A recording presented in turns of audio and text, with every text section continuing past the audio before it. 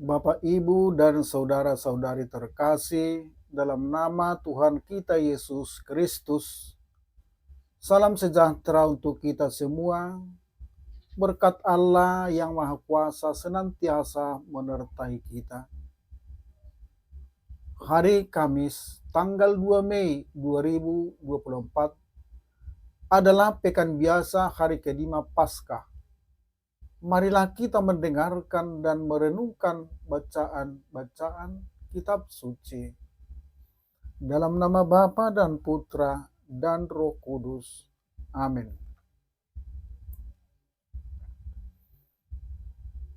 Bacaan pertama. Pembacaan dari Kisah Para Rasul bab 15 ayat 7 sampai dengan 21. Sesudah beberapa waktu lamanya berlangsung pertukaran pikiran mengenai soal itu, berdirilah Petrus dan berkata kepada mereka, "Hai saudara-saudara, kamu tahu bahwa telah sejak semula Allah memilih aku dari antara kamu, supaya dengan perantaraan mulutku bangsa-bangsa lain mendengar berita Injil dan menjadi percaya. Dan Allah yang mengenal hati manusia telah menyatakan kehendaknya untuk menerima mereka, sebab Ia mengaruniakan Roh Kudus juga kepada mereka, sama seperti kepada kita, dan Ia sama sekali tidak mengadakan perbedaan antara kita dengan mereka, sesudah Ia menyucikan hati mereka oleh iman. Kalau demikian, mengapa kamu mau mencoba Allah dengan meletakkan pada tengkuk murid-murid itu suatu kuk yang tidak dapat dipikul, baik oleh nenek moyang kita maupun oleh kita sendiri? Sebaliknya kita percaya bahwa oleh karena kasih karunia Tuhan Yesus Kristus, kita akan beroleh keselamatan sama seperti mereka juga. Maka diamlah seluruh umat itu, lalu mereka mendengarkan Paulus dan Barnabas menceritakan segala tanda dan mujizat yang dilakukan Allah dengan perantaraan mereka di tengah-tengah bangsa-bangsa lain. Setelah Paulus dan Barnabas selesai berbicara, berkatalah Yakobus, "Hai saudara-saudara, dengarkanlah aku. Simon telah menceritakan bahwa sejak semula Allah menunjukkan rahmat-Nya kepada bangsa-bangsa lain, yaitu dengan memilih suatu umat dari antara mereka bagi namanya. Hal itu sesuai dengan ucapan-ucapan para nabi seperti yang tertulis. Kemudian aku akan kembali dan membangunkan kembali pondok Daud yang telah roboh, dan reruntuhannya akan kubangun kembali dan akan kuteguhkan, supaya semua orang lain mencari Tuhan, dan segala bangsa yang tidak mengenal Allah yang kusebut milikku. Demikianlah firman Tuhan yang melakukan semuanya itu, yang telah diketahui dari sejak semula. Sebab itu aku berpendapat bahwa kita tidak boleh menimbulkan kesulitan bagi mereka dari bangsa-bangsa lain yang berbalik kepada Allah. Tetapi kita harus menulis surat kepada mereka, supaya mereka menjauhkan diri dari makanan yang telah dicemarkan berhala-berhala, dari percabulan, dari daging binatang yang mati dicekik, dan dari darah. Sebab sejak zaman dahulu hukum Musa diberitakan di tiap-tiap kota, dan sampai sekarang hukum itu dibacakan tiap-tiap hari Sabat di rumah-rumah ibadat. Demikianlah sabda Allah. Semoga Tuhan beserta kita sekarang dan selama-lamanya. Inilah Injil suci menurut Yohanes. Dimuliakanlah Tuhan. Bab 15 ayat 9 sampai dengan 11. Dalam amanat perpisahannya, Yesus berkata kepada murid-muridnya, "Seperti Bapa telah mengasihi aku, demikianlah juga aku telah mengasihi kamu. Tinggal di dalam kasihku itu. Jikalau kamu menuruti perintahku, kamu akan tinggal di dalam kasihku, seperti aku menuruti perintah Bapakku dan tinggal di dalam kasihnya. Semuanya itu kukatakan kepadamu, supaya sukacitaku ada di dalam kamu, dan sukacitamu menjadi penuh." Demikianlah sabda Allah. Terpujilah Kristus. Saudara-saudari terkasih, hari ini juga kita memperingati orang kudus. Salah satunya adalah Santo Athanasius Agung, uskup dan pujangga gereja. Pembela terbesar ajaran gereja Katolik tentang Tritunggal Maha Kudus dan misteri penjelmaan sabda menjadi manusia ialah Santo Athanasius, uskup Alexandria, Mesir. Athanasius lahir di Alexandria sekitar tahun 297 dan meninggal dunia pada tanggal 2 Mei 373. Beliau dikenal sebagai Bapak Ortodok karena perjuangannya yang besar dalam menentang ajaran-ajaran sesat yang berkembang pada masa itu. Pada tahun 318, Athanasius ditahbiskan menjadi diakon dan ditunjuk sebagai sekretaris uskup Alexandria. Dalam waktu singkat setelah tahbisan diakon itu, ia menerbitkan karangannya tentang rahasia penjelemaan.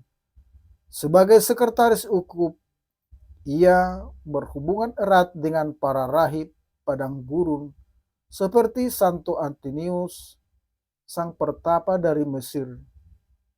Athanasius sendiri tertarik sekali dengan kehidupan para rahib itu. Akhirnya dia sendiri pun meneladani cara hidup para pertapa itu dan menjadi seorang pendoa besar. Menanggapi aliran sesat Arianisme, Athanasius bersama uskup pergi menghadiri konsili Nisea yang sekarang Iznik, Turki, yang diprakarsai oleh Kaisar Konstantinus.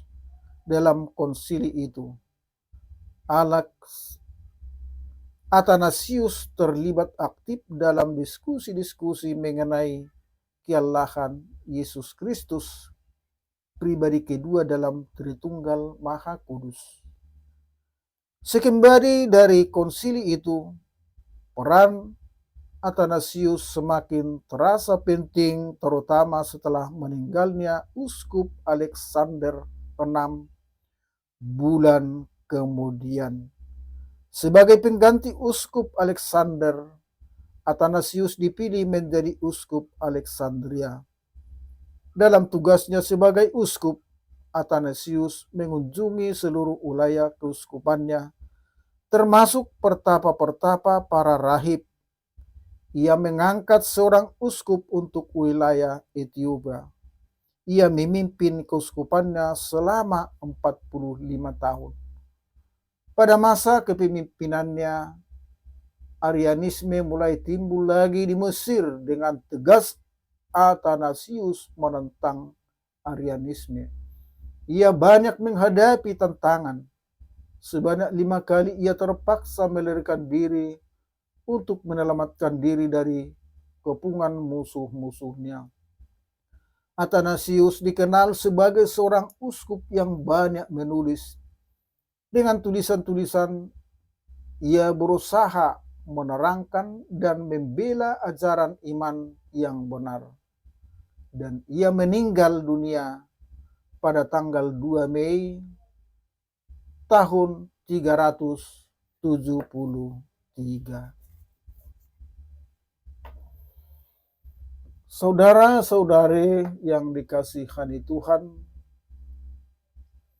sebuah rumah tangga hampir kandas di tengah jalan setelah berjalan selama 5 tahun. Pemicu terjadinya keretakan diduga adalah adanya orang ketiga.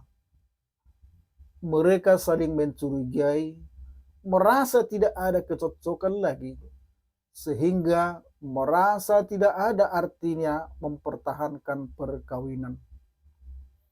Mereka memutuskan untuk pergi kepada pastor dan meminta pendapat. Lalu pastor mengatakan bahwa kasih mereka mulai luntur oleh karena ego masing-masing. Saat itu mereka diingatkan kembali akan janji perkawinan mereka. Kasih merupakan kunci dari sebuah ikatan maupun hubungan. Hubungan yang didasari kasih dapat kita contoh dari hubungan antara Bapa dan Putranya Yesus, serta hubungan antara Yesus dan para muridnya. Saudara-saudari yang dikasihani Tuhan, dalam bacaan Injil hari ini, Yesus menegaskan agar kita hidup dalam kasih dan berkata, seperti Bapa telah mengasihi aku, demikianlah juga aku telah mengasihi kamu. Tinggallah di dalam kasihku. Pewartaan Yesus yang dilanjutkan oleh para murid sampai sekarang bertahan dan menjadi pewartaan orang Kristen. Hal ini terjadi karena kasih Yesus kepada manusia dan ketaatannya kepada Bapa melalui pengorbanannya di salib. Dalam realitas kehidupan di zaman ini, kadang terjadi bahwa kasih tidak lagi menjadi pengikat dalam relasi dan hubungan dengan sesama. Ego lebih kuat daripada kasih, sebagaimana kisah perkawinan di atas yang hampir kandas. Di tengah jalan karena ego yang kuat dalam diri masing-masing, Yesus hadir di tengah-tengah manusia agar kasih makin meraja di dunia dan dimiliki oleh setiap orang. Dengan demikian, setiap orang yang memiliki kasih akan makin sungguh-sungguh mengenal Allah dan bahagia menjalani hidupnya. Bagaimana dengan kita sebagai orang yang menamakan diri sebagai pengikut Kristus? Apakah hubungan yang kita bangun selama ini, baik dalam keluarga, komunitas, kerja, lingkungan, maupun masyarakat, sudah didasarkan oleh kasih? Melalui Injil hari ini, Yesus mengajak kita belajar untuk menjadikan kasih sebagai harta tua milik kita yang utama. Kasih akan mengasuh, melumpuhkan segala ego dalam harta kita, sehingga kita akan mampu mengasihi sesama dengan tulus sebagai diri Yesus telah mengasihani kita. Marilah berdoa. Tuhan Yesus Kristus, mampukanlah kami, ajarlah kami untuk hidup dalam kasih-Mu, dan tuntunlah kami agar senantiasa melakukan kehendak-Mu. Sukacita kami menjadi penuh. Amin. Demi nama Bapa dan Putra dan Roh Kudus. Amin.